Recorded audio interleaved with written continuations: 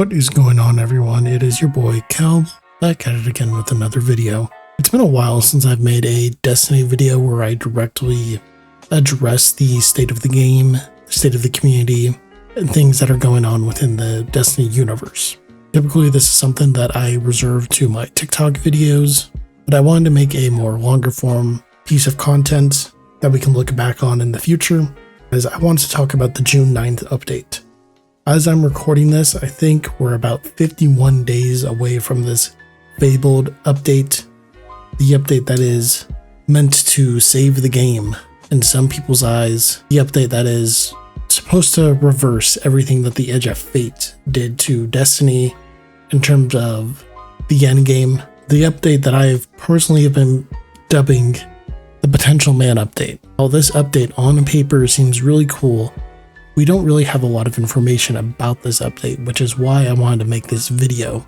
I wanted to look at what information we do have, what can be inferred from said information, my personal theories on the update. I want to talk about the delay and why I think it was a good thing that the delay happened, and my expectations with Destiny going forward. I think it's best we start out with the first bit of news when it came to the delay with the update. Firstly, February 18th, we got this tweet from Bungie.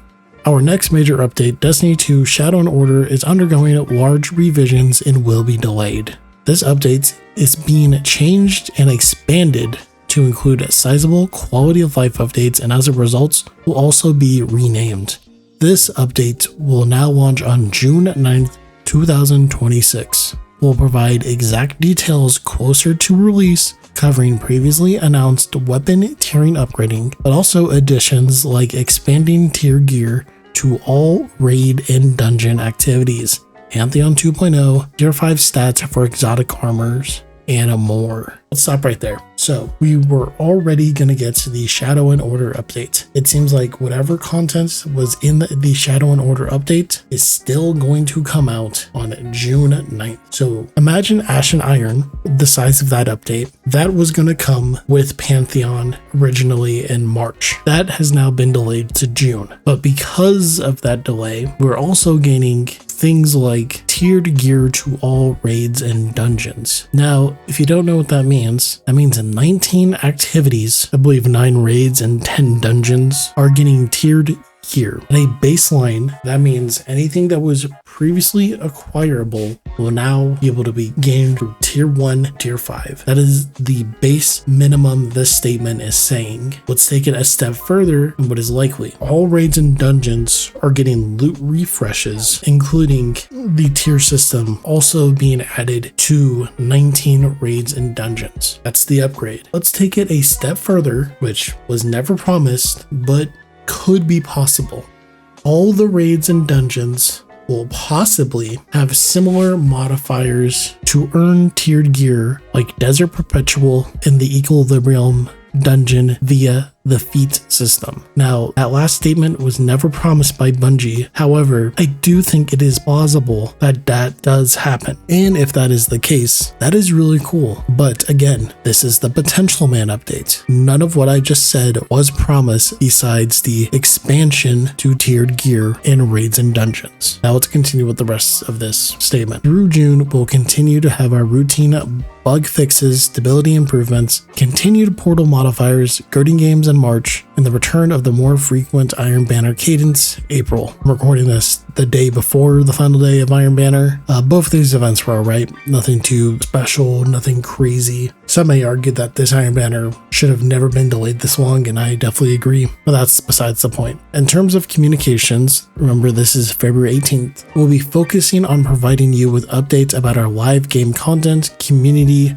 activations, and a general upkeep through Twids and our Destiny social channels. Thank you for the continued patience and support. We'll have more information on our next major update and future plans for Destiny 2 closer to the launch. See you Starside. Now for that final paragraph, we'll have more information on the next major update and future plans for Destiny 2 closer to launch. There hasn't really been anything in terms of information directly stated in an article, some sort of Vidoc, or the Destiny 2 team's Twitter account. It's important to say that because I believe we're going to start getting this information sometime in May. That's, I think, the earliest and when we're going to start getting information. But think more like the second half of May, 3 to 4 weeks before the June update is when we're going to start getting information. However, we have gotten some information from DMG. However, I want to make this very clear. DMG is not promising anything. He is just asking questions to gather feedback from the community to help the Destiny team develop things that we want so we feel heard and a part of the process of making Destiny a great game. So I'm going to go through some of these tweets. Remember, please take these all with a grain of salt. And I'd like to thank DMG for his efforts during these times. I scrolled through his Twitter account to make sure I could find as many screenshots as I could, and some people really just fucking suck. They're extremely rude.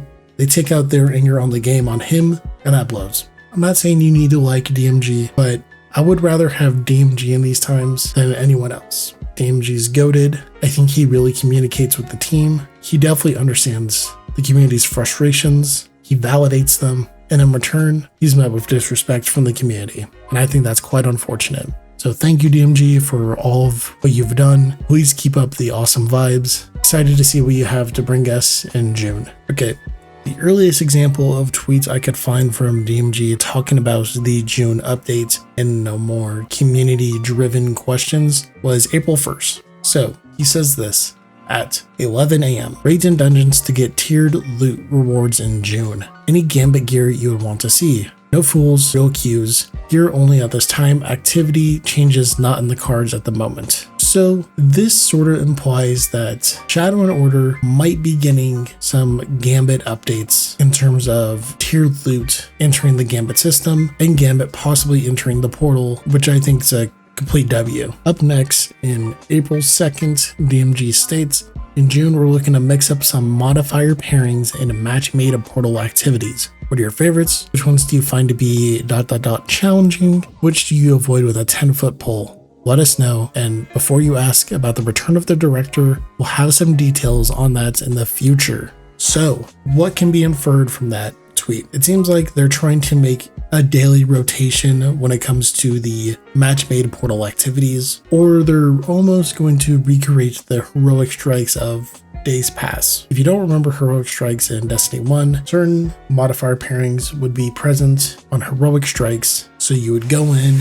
Some modifiers had grounded and airborne, so you would do more damage while in the air, but you'd also take more damage. Sometimes you'd find more heavy ammo, but there'd also be like famine. There's a variety of modifiers that could pair up with each other. It looks like they're trying to push more of this, hop into the pre-made matchmaking section of the portal, rather than having players choose an activity, set up their modifiers, and just play like that. Looks like they want players to engage more of just the pre-made activities, which I personally enjoy. I don't like selecting the modifiers every time I go into an activity, especially since the modifiers are limited on a day-to-day basis. If it was like the Call to Arms event where I could choose all the modifiers at any time, I would more likely do that. However, that is not the case. On top of that, DMG puts at the end, before you ask about the return of the director, we'll have more details on that in the future. Going back to the heroic strikes of Destiny 1, but I do believe what may be happening is there's going to be a featured section, whether that's in the director or in the portal, that you'll be able to click on a node. It will say like, this is the featured Nightfall, this is the featured raid, this is the featured Crucible mode, this is the featured Heroic Strike playlist, this is the featured daily mission. I think we're going to get that system back, but there is no promises in that statement alone. It's something that I personally believe. Up next, we have a tweet from April 6th. Community member Melito the Goat. This is DMG. For my birthday, could y'all reveal one armor set from the June update? DMG replies, I don't know. Crota's End set bonus is fun. Hope to have some previews rolling out soon. So what does this infer? While we were told we are getting tiered armor, we were never necessarily promised any set bonuses for these armors. With this DMG tweet, it at least gives us an idea that raid armor sets, at least Crota, is getting some form of set bonus, possibly in addition to the already equipable raid mods. I believe this set bonus will most likely work outside the raid, and if that is the case, that seems really cool. As we all know, set bonuses can be really powerful, especially from endgame activities. As of right now, I believe we have 3 armor sets from endgame activities, 2 from the most recent raid, and 1 from the most recent dungeon. Hypothetically, we could be seeing at an additional 19 set bonuses. However, none of that is confirmed, but just keep that in mind that there is a possibility that we could be seeing 19 armor set bonuses in addition to whatever Shadow and Order was going to originally bring to the game. Up next, we have some tweets about Iron Banner. Starting on April 12th, any member asked, DMG, please pass along that Iron Banner needs to be at least 2 weeks. IMO, it's pretty crazy we've waited this long for it to come back for a single week, not to mention only getting a single weapon. DMG replies, we'll see what we can do, but I believe we're locked to a week at the moment. Iron Banner will return to a more regular cadence, and the team is planning to add many more weapons to the pool in the June update. In full agreement that one weapon after such a long hiatus doesn't feel appropriate. Appreciate the complete honesty in these statements, but it's also good to know that we are going to be seeing a larger loot pool weapons coming in June. Now what also needs to happen is a focusing system to the Iron Banner playlist. This most recent Iron Banner, if you've played, not to the greatest in terms of farming loot, especially if you really wanted that auto rifle. I think I got maybe a total of 10 auto rifles my entire time, and I know I have sets on sets of the Iron Banner armor. A bit disappointing. Up next, another Iron Banner tweet. DMG says, looking for some additional context on Iron Banner feedback, reiterating Criminal's Dagger versus Steady Hand. Talk to me, which one do you prefer? Any specific reasons why? Look, feel, sound? Both are kinetic 120s, so if you don't particularly lean one way or the other, no worries. Alternative note, saw some chatter on literally no one asked about Finite Impactor, why was it in the TWID? If you guys don't know, Finite Impactor has a tiered version. However, that tiered version has not returned to the current Iron Banner. Personally, I forgot about Finite Impactor. However, it is strange that it did not return to this Iron Banner. It is seemingly no longer obtainable in the game. Moving on. Community member asked, hey, I'm curious if all raids and dungeon weapons are getting tiered in June, or if it's worth farming for the crafted weapons from the raids right now. GMG replies, I'm personally waiting for the tiered armor sets, getting some Desert Perpetual runs done in the meantime. That said, your choice. If you want to collect deep sights and finish up your crafted collections, go for it. Get some buds together now for a couple raids or chill until June. So what this is telling me is that you can raid now or you can raid in June. The loot that you want is up to you. To me, this seems like the new raids and dungeons are going to be alternative versions of the current stuff. It doesn't seem like anything is going to be going away. Instead, there's going to be a new way to opt into raids and dungeons to acquire the tiered stuff. I believe both crafting and tiered are going to exist in 2 separate pools to not mess with the current state of raids and dungeons. Will that be a bit more complex? Probably, but that's what I'm inferring from this tweet. Alrighty, so at the top of the video, I'd mentioned that I wanted to talk about why I thought the delay was a good thing for Destiny 2. Now, ideally, I would not have preferred that we got the delay information at the time in which we did. Quite honestly, I was very disappointed. I uploaded a TikTok talking about my frustrations and how I had very little hope for Destiny going forward. It's been about 2 months since that video has come out, since the delay was announced, and I think I've been a bit moved based on my understanding when it comes to the current position Destiny / Bungie's in right now.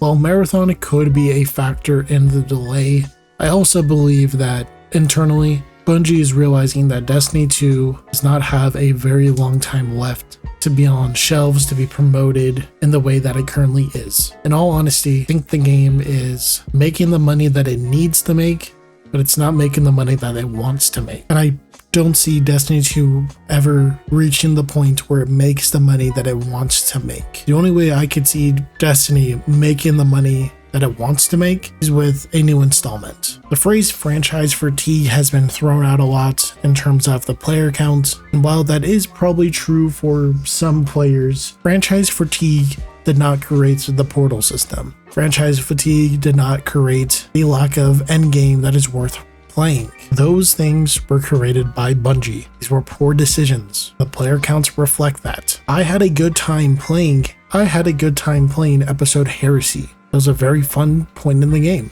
Into the Light was a really fun point in the game. While the final shape was a really good ending point for a lot of players, I still had interest in the game. Hell, even right now, I still have interest in the game. But I don't have the same interest I did a year ago when I was playing Heresy. That's what a lot of people don't realize. Just 1 year ago, we were playing Season of Heresy, the season that brought the Nether. We introduced Oryx as a narrative character, had a cool secret mission with a borrowed dyad, with catalysts and intrinsics that you had to go find out in the Nether. You had a boss rush game mode.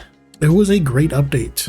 And this isn't like some rose-tinted glasses from myself. You can ask anyone who's a fan of Destiny what they thought of that season. They're probably going to tell you something similar to what I had said. Fundamentally, what the Edge of Fate did to Destiny took out everything that made Destiny feel like a Destiny and tried to replace it to appeal to a player base that was never interested in the first place. With that out of the way, why do I think the delay is good? Well, the delay is good because it's given us shit that we want. Whether it should have been here or not, I'm not going to argue with you about that. What I am going to argue is that I want the raids to feel like they're worth doing. I want the dungeons to feel like they're worth doing. King's Fall and Validated Disciple haven't gotten a loot refresh, and those raids are pushing nearly 4 years old. Destiny 1 was even 4 years old before all of its legacy content got a loot refresh. I understand that Destiny 2 is vastly larger, but I don't think it's an excuse for how we're letting some content just dry up. I couldn't imagine how the average PvP or Gambit player feels, because I honestly couldn't tell you when was the last time they got a new map.